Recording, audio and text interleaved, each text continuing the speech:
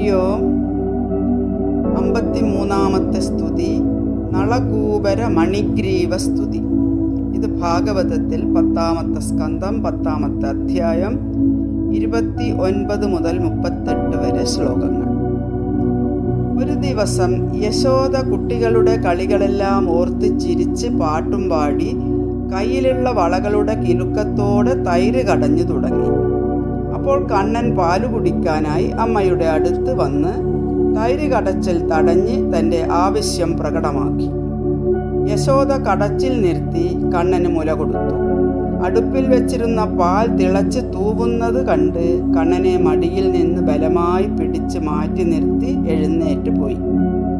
പാലുകുടി ഇടക്ക് വെച്ച് നിന്നതിൽ കണ്ണൻ ക്രുദ്ധനായി.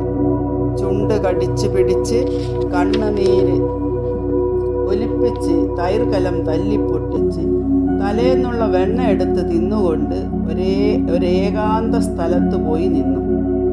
യശോദ തിളച്ച പാൽ വാങ്ങി അടച്ചു വെച്ച് തിരിച്ചു വന്ന് നോക്കുമ്പോൾ തൈർകലം ഉടഞ്ഞു കിടക്കുന്നത് കണ്ട് അത് പുത്രന്റെ ചാബല്യമാണെന്നറിഞ്ഞ് യശോദ താനേ ചിരിച്ചുപോയി. ഉണ്ണിയെ അവിടെയെങ്ങും കണ്ടതുമില്ല. ഉരലിലിരുന്ന് വെണ്ണ തിന്നുകയും കളിച്ചങ്ങാതിമാരായ വാനരന്മാർക്ക് യഥേഷ്ടം കൊടുക്കുന്നവനുമായ കണ്ണന്റെ പിറകിലൂടെ അവൾ ചെന്നു. വടിയെടുത്ത് വരുന്ന അമ്മയെ കണ്ട് കണ്ണൻ ഓടി. യശോദ പിറകെയും ഓടിച്ചെന്ന് അവനെ പിടിച്ചു.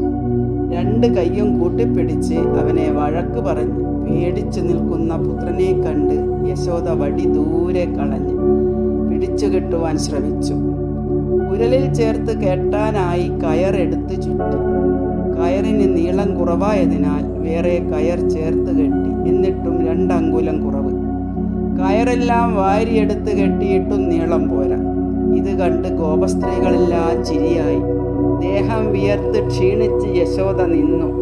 അമ്മയെ അങ്ങനെ കണ്ട് കാരുണ്യം കലർന്ന് ഭഗവാൻ സ്വയം ബന്ധനം സ്വീകരിച്ചു.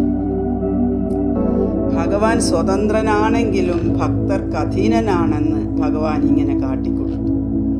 ഭഗവാന്റെ പ്രസാദം യശോദക്ക് കിട്ടിയതുപോലെ ഈശ്വരന്മാർക്ക് പോലും കിട്ടിയിട്ടില്ല.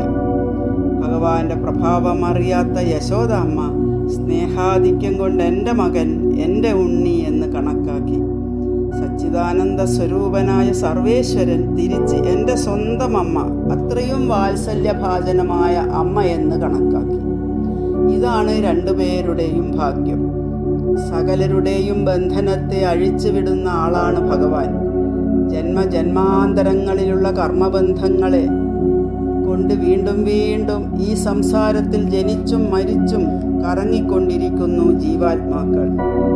നമ്മളൊക്കെ ഈ കൃഷ്ണനെ സ്നേഹിച്ചാൽ മതി, ആശ്രയിച്ചാൽ മതി. അവിടുന്ന് ഈ ബന്ധനങ്ങളെ മുഴുവനും ഇല്ലാണ്ടാക്കി ഈ ജന്മത്തോടെ ഭഗവത് പാദത്തിൽ ചേർത്ത് മുക്തരാക്കി പരമാനന്ദത്തിൻ്റെ ഉടമകളാക്കി മാറ്റും. അങ്ങനെയുള്ള ഭഗവാനെ ഉരലിൽ കെട്ടിയിട്ട് യശോദ വീട്ടുജോലികൾക്കായി പോയി. നാരദ മഹർഷിയുടെ ശാപത്തിനാൽ നളകൂപര മണിഗ്രീവന്മാർ 2 മരുതുമരങ്ങളായി നിൽക്കുന്നത് കൃഷ്ണൻ കണ്ടു.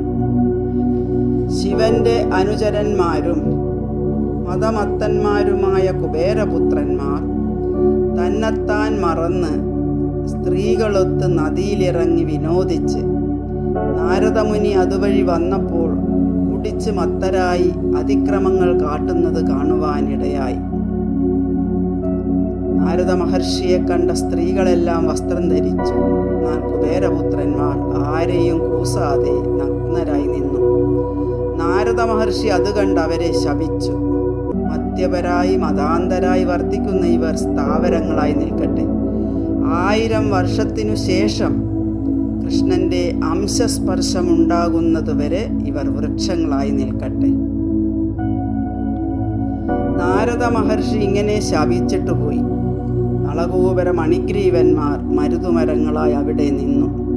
ആ മരങ്ങളുടെ ഇടയിലേക്കാണ് കൃഷ്ണൻ ഉരലും വലിച്ചുകൊണ്ട് പതുക്കെ പതുക്കെ ചെന്നു. മരങ്ങളുടെ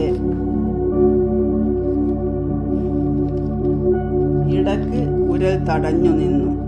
കണ്ണൻ ഉരൽ ബലമായി വലിച്ചതിനാൽ വേര് പറഞ്ഞ് മരങ്ങൾ രണ്ടും ഘോര ശബ്ദത്തോടെ നിലത്ത് വീണു. ആ മരങ്ങളിൽ നിന്ന് 2 സിദ്ധപുരുഷന്മാർ ദിവ്യശോഭയാൽ ദിക്കുകളെല്ലാം പ്രകാശിപ്പിച്ച് കൃഷ്ണന്റെ മുമ്പിൽ പ്രത്യക്ഷപ്പെട്ടു. ബദ്ധാഞ്ജലികളുമായി ഭഗവാനെ സാഷ്ടാംഗം നമസ്കരിച്ച് ഇങ്ങനെ പറഞ്ഞു. അവരുടെ സ്തുതി കേൾക്കാം.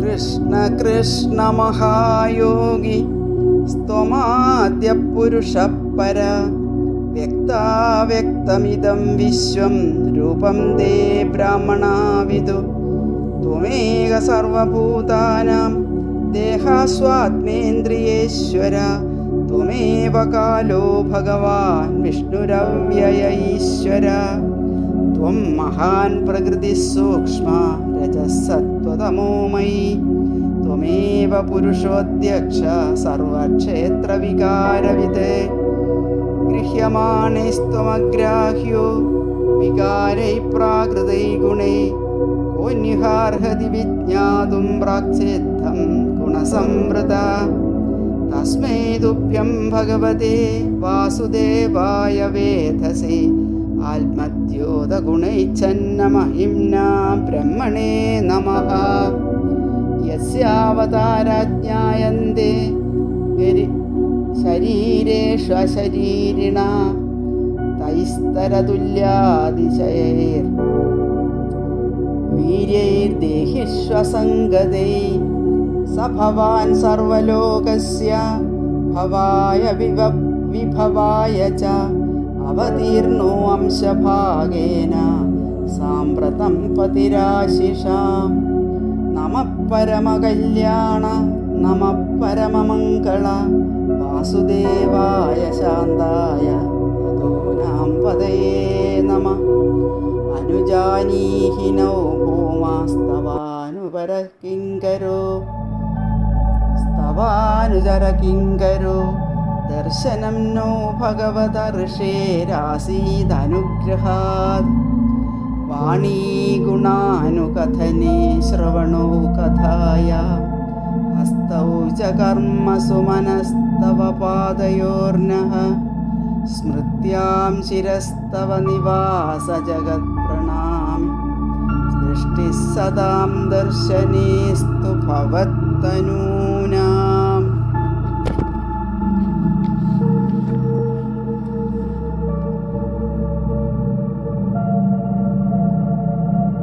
ഹേ കൃഷ്ണ മഹായോഗി, അങ്ങ് പരമപുരുഷനാണ്, അങ്ങ് ആദ്യനാകുന്നു.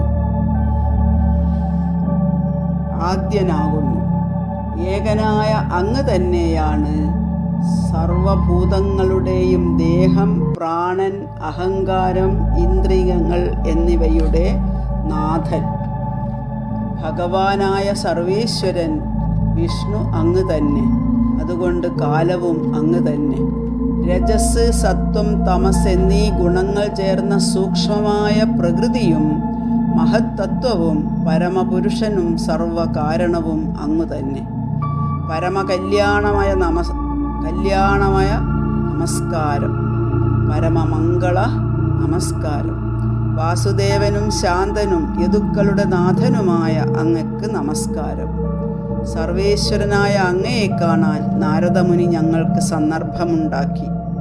ഞങ്ങളെ അനുജ്ഞ തന്ന് അനുഗ്രഹിച്ചു പോകാൻ അനുവദിക്കണം. ഞങ്ങളുടെ വാക്ക് അങ്ങയുടെ ദിവ്യഗുണങ്ങളുടെ നിരന്തര വർണ്ണനത്തിലും, ചെവികൾ ദിവ്യലീലയിലും, കൈകൾ പാദശുശ്രൂഷയിലും, മനസ്സ് പാദപത്മങ്ങളുടെ നിരന്തര സ്മരണയിലും, ശിരസ് അങ്ങ് വസിക്കുന്ന സ്ഥലത്തിൻ്റെ പ്രണാമത്തിലും, ദൃഷ്ടി അങ്ങയുടെ രൂപാന്തരമായ സജ്ജനങ്ങളുടെ ദർശനത്തിലും നിരന്തരം നിലകൊള്ളട്ടെ. ഉലൂഹലബന്ധനായ ഭഗവാൻ പറഞ്ഞു, നളകൂബര മണിഗ്രീവ, നിങ്ങൾ എന്നെ തന്നെ ആശ്രയിക്കുന്നവരായി സ്വഗ്രഹത്തിലേക്ക് മടങ്ങുവിൻ. നിങ്ങൾക്കിഷ്ടപ്പെട്ടതും സംസാര നിവർത്തകവുമായ പ്രേമം എന്നിലുണ്ടായിരിക്കുന്നു. സന്തോഷത്തോടെ കണ്ണനെ വീണ്ടും നമസ്കരിച്ച് അവർ ഉത്തരദിക്കിലേക്ക് പോയി. ഓം നമോ ഭഗവതേ വാസുദേവായ.